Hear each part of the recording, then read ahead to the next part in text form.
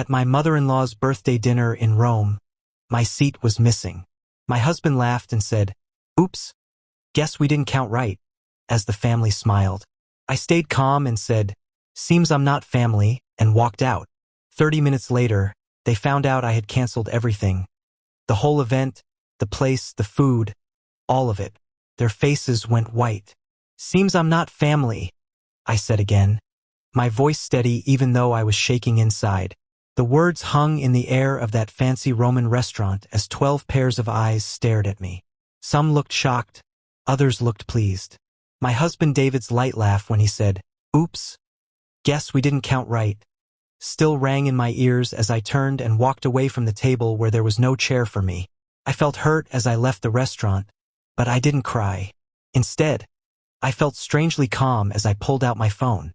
I opened the event planning app one used for my job. I had 30 minutes before they would know what I was doing, and that was plenty of time. My name is Sarah Chun. 5 years ago, I was just Sarah Chun, the owner of Premier Events, Boston's best event planning company. I built my business from nothing after putting myself through college. Every fancy party, every business event, every high-class wedding in Boston, I had planned them all. Rich people in the city came to me because I was good at keeping secrets and making perfect events. That's how I met David Whitmore at a charity party I planned for Boston Children's Hospital. He was tall with dark hair and a nice smile. David had the easy confidence of someone who never worried about money. He was charming in the way men born rich often are, but he seemed truly interested in my work. "So you're the one behind all this?" he asked, looking around the beautiful ballroom. "My mother has been trying to find someone to plan her charity event next month. I think I just found her answer." One job led to another, and soon I was planning events for the whole Whitmore family. The Whitmores were Boston's old-money rich family. Their wealth went back to ships and railroads. They had the kind of money that didn't need to show off. You could see it in how nice everything they owned was and how easily they moved through their rich world. David and I started dating 6 months after I began working for his family. He went after me with the same drive he used at work for the family's investment company. There were warning signs, of course. The way his mother Catherine looked at me with clear disapproval when David first said I was more than just his event planner. The casual comments about my poor background. The surprise in people's voices when they learned I was dating a Whitmore. "You've done well for yourself," Catherine said during our first dinner together as a couple. Her smile didn't reach her eyes. Self-made success is so American. I ignored these signs because I was falling in love with David. He seemed different from his family, more open, less worried about family history and social class. When he asked me to marry him 11 months after our first date, I said yes, even though I had a bad feeling that I was entering a world that would never truly accept me. The wedding was naturally the social event of the year. I planned most of it myself. I couldn't trust another planner with my own wedding. Catherine had opinions about everything. The place wasn't traditional enough, the food too different, the guest list missing important society names. I gave in where I could and stood firm where it mattered to me. David tried to keep the peace, but I noticed he rarely disagreed with his mother directly. After the wedding, the put-downs became worse. Even though they used my company for their events, the Whitmores always questioned my choices, changed plans at the last minute, and took credit for my ideas. At family gatherings, they would ask for my opinion and then dismiss it. My background in event planning was treated like a cute hobby rather than a real business. "Sarah has such a good eye for these things," Catherine would tell her friends, patting my hand like I was a child. "It's almost like having a personal party planner in the family." David never defended me. He'd shrug and tell me later that's just how his mother was, that I shouldn't take it personally. But it was personal, and it got worse as the years passed. Planning Catherine's 70th birthday in Rome should have been my greatest success. A week-long celebration in the city, ending with dinner at a fancy restaurant overlooking the Colosseum. I threw myself into making the perfect event, using every contact I had. While planning this, I found the first cracks in the Whitmore image. The payments for places were late. Vendors called asking about money. When I mentioned it to David, he brushed it off, saying the family accountant was just being careful with foreign transfers. but I saw the bank statements accidentally left open on his laptop. Bad investments, properties borrowed against, credit lines maxed out. The Whitmore fortune was disappearing fast. Still, I kept planning, using my own company's credit to secure deposits when needed. I told myself it was temporary, that David would explain everything once the birthday celebration was over. Then came the morning of our flight to Rome. David was in the shower when his phone buzzed with a message. I never checked his phone. I'd always respected his privacy. But something made me look that morning. The message preview from Elle was clear on his screen. "Can't wait to see you in Rome. Have you told her yet?" I opened the message thread with Lisa Parker, David's college girlfriend, the woman his parents had always loved, the woman they expected him to marry before he met me. The messages went back months. Plans made, a future discussed, and yes, their baby due in 4 months. I took screenshots, sent them to myself, then deleted the evidence from his phone. I packed my bags, put on a smile, and got on the plane to Rome with my husband and his family. Our flight landed as the golden Italian sunset painted Rome's skyline. I'd arranged private cars for the whole Whitmore group, David's parents Catherine and Michael, his sister Jessica with her husband Mark, his brother Thomas with his wife Claire, and 2 sets of aunts and uncles. Catherine's first words stepping off the plane were, "I thought I'd asked for the hotel cars, Sarah. These seem rather generic." The hotel welcomed us with 5-star treatment I'd carefully arranged. Champagne flowed while bellhops took our luggage. I'd spent months getting the perfect rooms, choosing suites with the best views, arranging welcome baskets filled with Italian treats, and planning personal schedules for each family member. Catherine barely looked at her schedule before setting it aside. "We'll just play it by ear," she said, waving away weeks of careful planning. "The family knows Rome quite well." The welcome dinner I'd planned at a charming restaurant became the first clear sign of my exclusion. Somehow the seating changed just before we arrived, and I found myself at the far end of the table, separated from David by his cousin and aunt. Throughout the meal, inside jokes flew across the table, stories of previous family trips to Italy that I hadn't been on. When I tried to join the conversation about the week's planned activities, Jessica interrupted. "Oh, Sarah, we've actually decided to do some family shopping tomorrow instead of the Vatican tour." "Family shopping?" I asked. "You know," Catherine said smoothly, "just some tradition we have. You'd be bored, dear. Why don't you use the time to check on the birthday arrangements? That's your expertise, after all." The pattern continued for the next few days. I'd wake to find David already gone. A quickly written note about meeting his father for breakfast. The family would disappear for hours on sudden trips that somehow everyone knew about except me. Whispered conversations in hotel corners stopped abruptly when I came near. On the 3rd morning, I got my chance when David rushed to meet his brother, leaving his briefcase unlocked. The documents inside confirmed my worst fears. Draft divorce papers prepared by the Whitmore family lawyer, dated 2 months earlier. A proposed settlement offering very little compared to what I deserved. And most damaging, a script, an actual script outlining how David would announce our coming divorce at his mother's birthday dinner, presenting it as a mutual decision reached peacefully. There it was in black and white, the perfect staged exit of the unsuitable wife, timed for maximum public impact yet minimum social embarrassment for the Whitmores. Catherine's birthday wasn't just a celebration. It was to be my funeral as a Whitmore.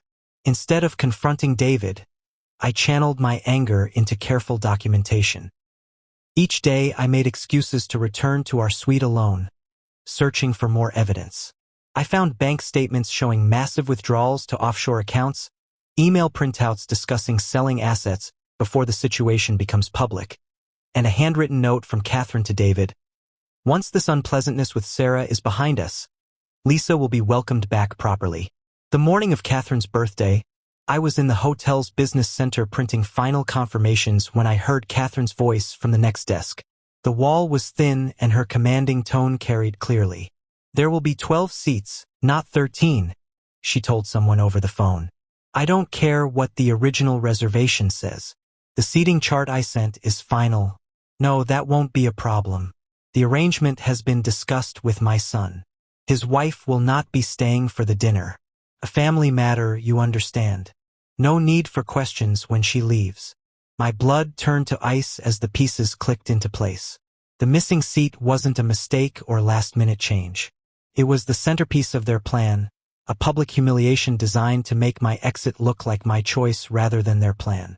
I closed my laptop, gathered my papers, and walked to the elevator with steady steps. Inside, I pulled out my phone and began making a new set of arrangements. If the Whitmores wanted a memorable birthday dinner, I would make sure it was unforgettable, just not in the way they had planned. I arrived at Bella Vista Restaurant an hour before the other guests. The rooftop place offered a breathtaking view of the Coliseum bathed in sunset light. I personally checked every detail from the handwritten place cards to the arrangement of Catherine's favorite white flowers. The champagne was chilling, the 7-course tasting menu confirmed, and the 3-layer birthday cake was a masterpiece.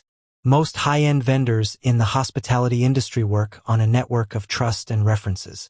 As the event planner who had made all the arrangements and whose company credit secured the deposits, I had the authority to make changes.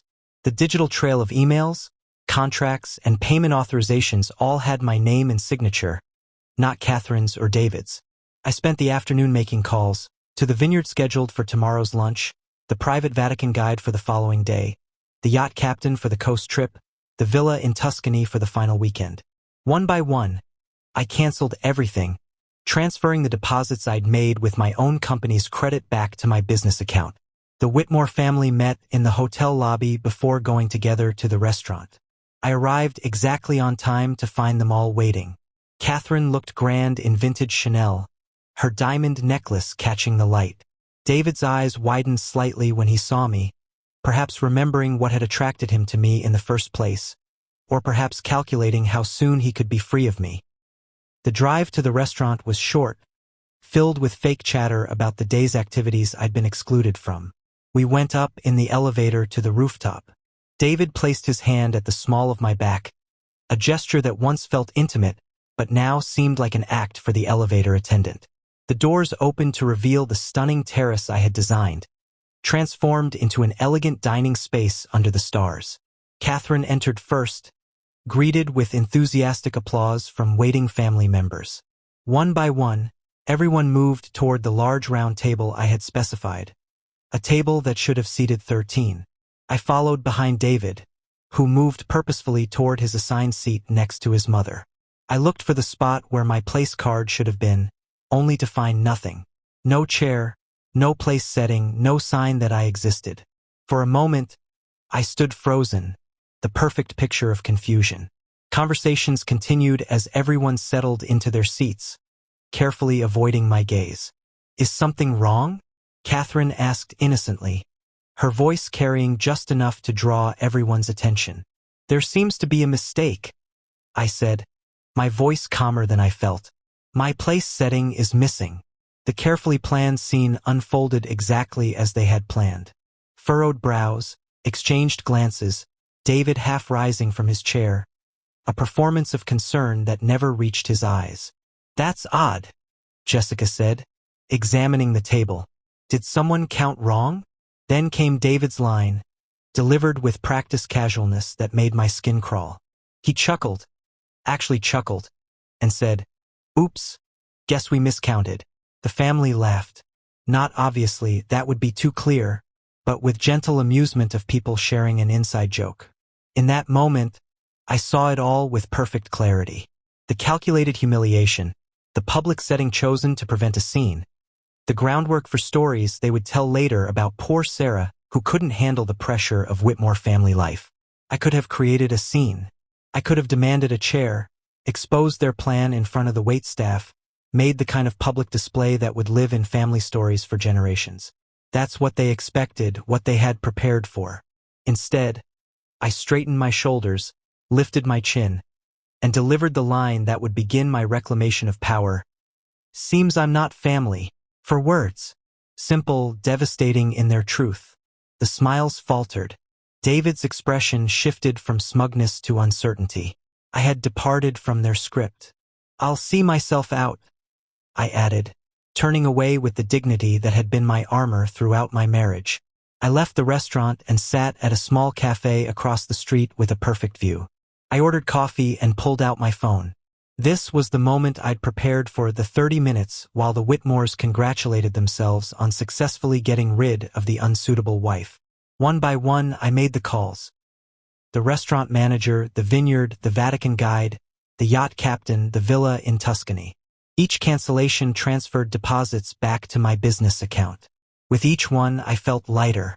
28 minutes after I had walked out, I finished my coffee and walked back across the street to witness the moment when Catherine Whitmore's perfect birthday celebration crumbled around her. The restaurant manager approached their table with staff members. I watched from a hidden spot as Michael's expression changed from polite interest to confusion, then alarm. By now, the entire table had noticed. Catherine set down her fork, her royal posture showing the first hints of tension. David was staring at his phone, presumably reading my text explaining exactly what I had done. All deposits have been returned to my company account. All arrangements for the week canceled.